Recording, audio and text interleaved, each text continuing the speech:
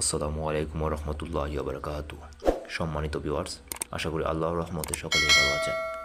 আজ আপনাদের সাথে এমন একটি বিষয় নিয়ে আলোচনা করব যা এই রমজান মাসে অত্যন্ত গুরুত্বপূর্ণ। আপনারা সকলেই অবগত আছেন, পবিত্র মাহে রমজান মাস শুরু হয়েছে। এই মাস ইবাদতের মাস, সংযমের মাস হিসেবে বিশেষ আলাদা পরিচিতি আছে পবিত্র রমজান মাসের। এই মাসে ইবাদত বন্দিগিতে বেশি সময় পার করতে বলা হয়েছে। রমজান মাস নিয়ে একটু সতর্কতা অবলম্বন করা জরুরি। অনেকেই রমজান মাসে স্ত্রী সহবাস নিষিদ্ধ ভেবে থাকেন। বিষয়টা আসলে অজ্ঞতার কারণে নিষিদ্ধ মনে করেন অনেকে।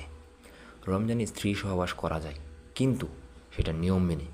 এখন প্রশ্ন উঠতে পারে, কী সেই নিয়ম?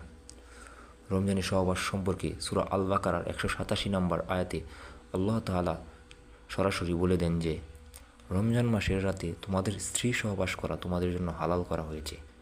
এই আয়াত থেকে এটা প্রমাণিত হয়, রোজাদারের জন্য দিনের বেলা সহবাস হালাল করা হয়নি। অর্থাৎ রোজা রেখে দিনের বেলা খাদ্য পানীয় খাওয়ার মতো স্ত্রী সহবাসও নিষিদ্ধ। কিন্তু ইফতারের সময় থেকে সেহরির শেষ সময়ের আগ পর্যন্ত পান আহার যেমন বৈধ, তেমনি স্ত্রী সহবাসও বৈধ। তো চলুন বন্ধুরা, আমরা ইসলামিক নিয়মকানুন মেনে আমাদের জীবন পরিচালিত করি এবং আল্লাহকে সন্তুষ্টি লাভের উদ্দেশ্যে এই পবিত্র মাহে রমজানের মাসে আমরা প্রচুর পরিমাণে ইবাদত বন্দেগী করি। আল্লাহ পাক সকলকে হেদায়েত দান করুক। পরবর্তী ভিডিও পাওয়ার পর্যন্ত আপনারা সবাই ভালো থাকুন, সুস্থ থাকুন। আসসালামু আলাইকুম।